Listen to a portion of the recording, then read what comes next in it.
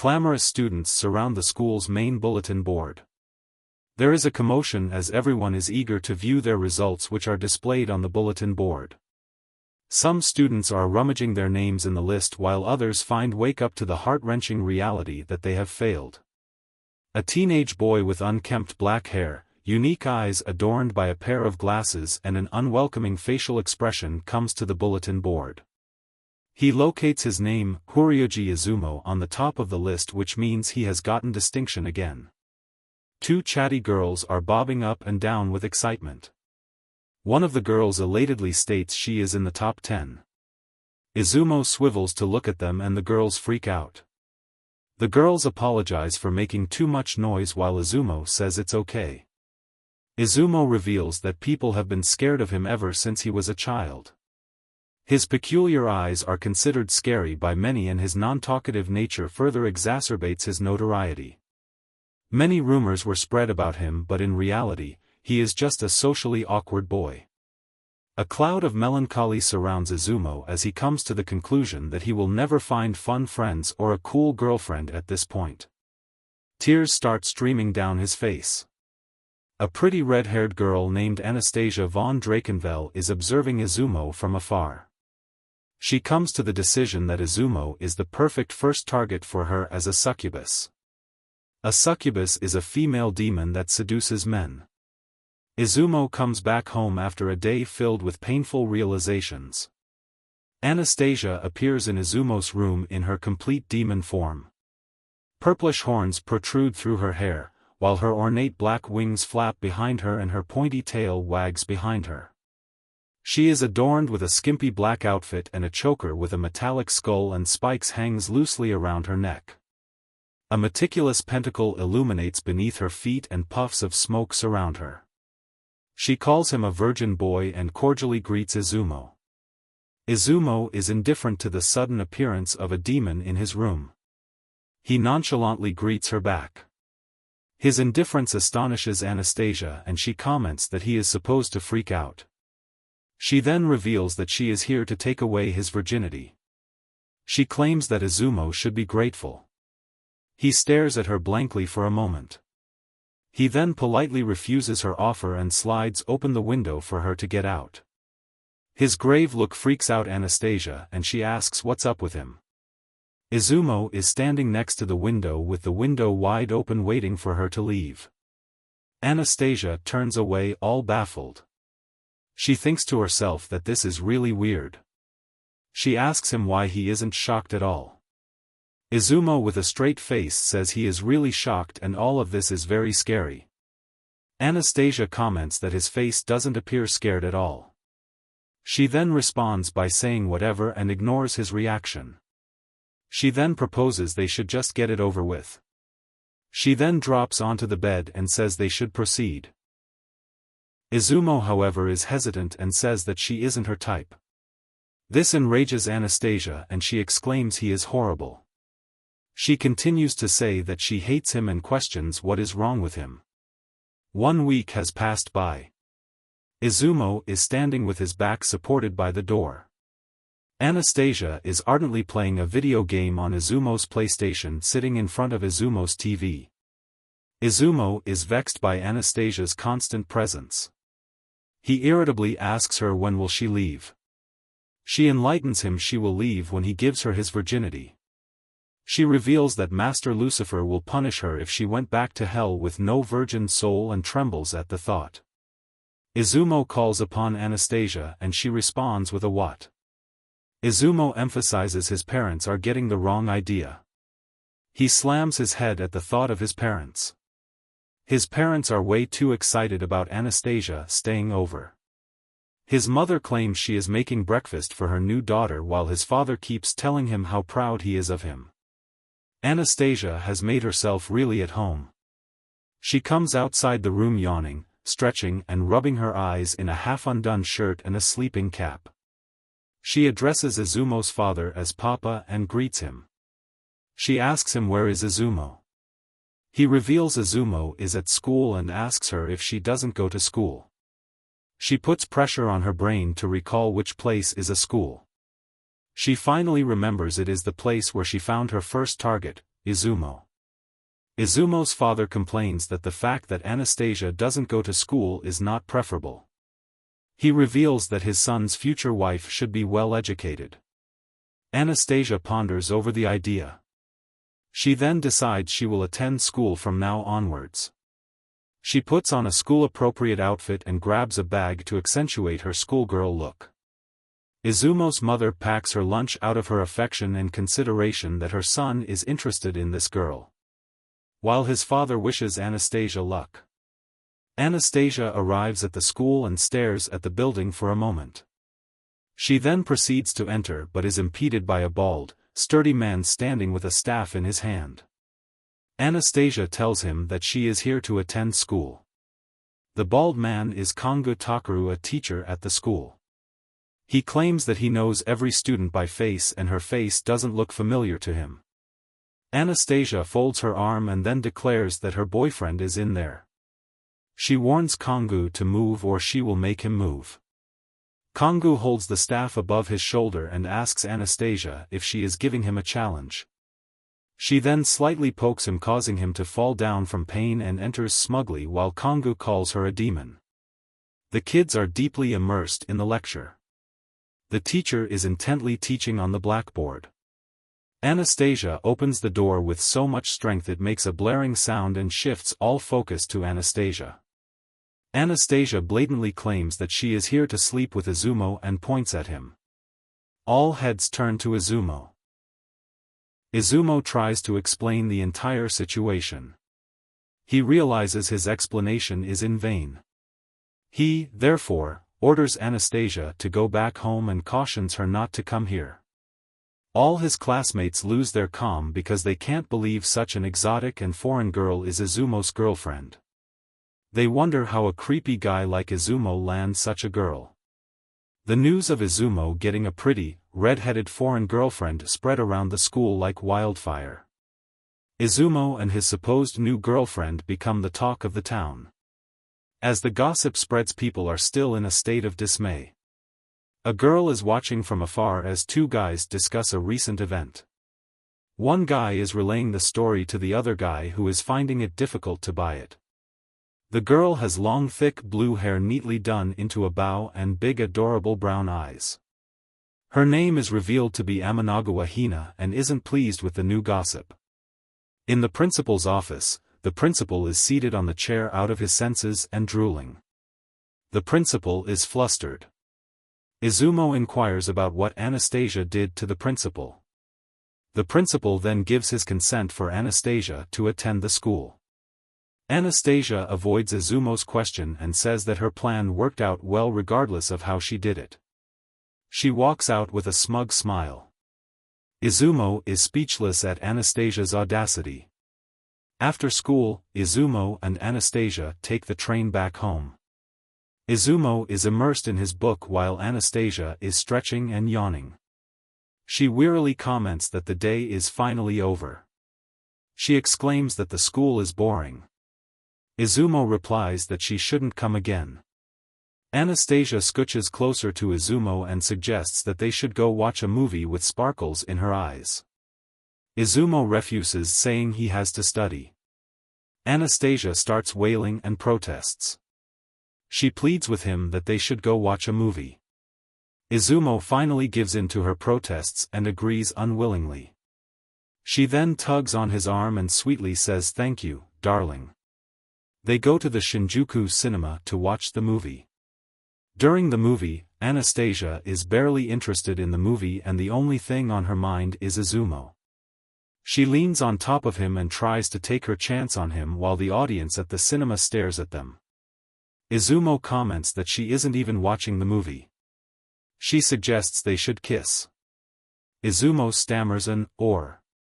The next day it is gym class time.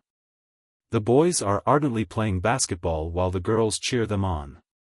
A girl is cheering on for a boy named Hinata. Her hair is neatly pulled back in a tight ponytail. She screams Hinata can do it. Ishikawa Hinata is a fair-looking boy who jumps high to throw the ball in through the net. He is successful in scoring a point. The brunette flaunts her boyfriend and asks Anastasia, isn't her boyfriend cool? Anastasia is envious that no one is commending Izumo for his coolness.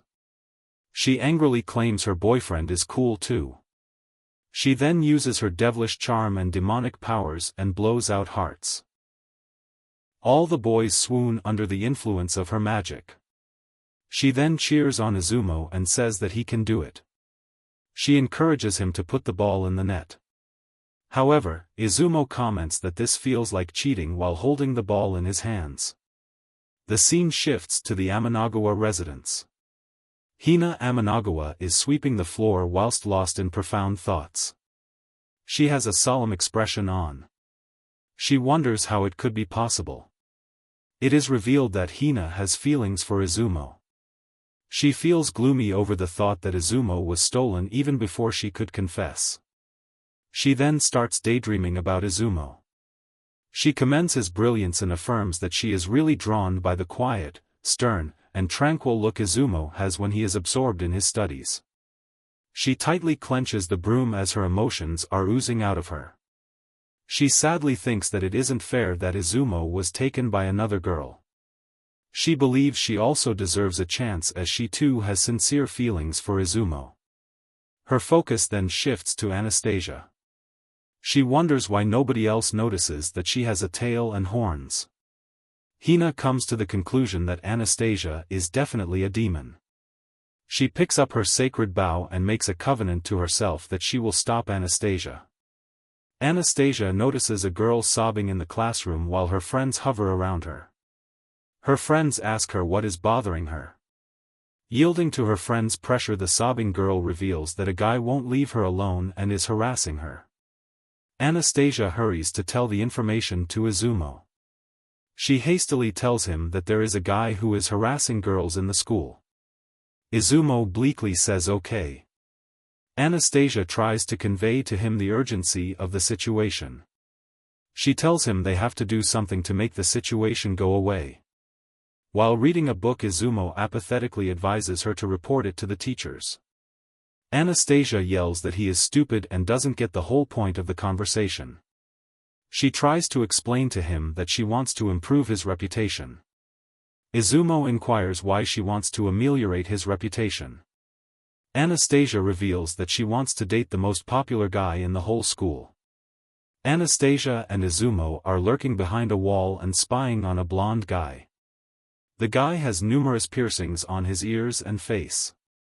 He is wearing a skull pendant around his neck. That has one of his hands wrapped around a girl's shoulder.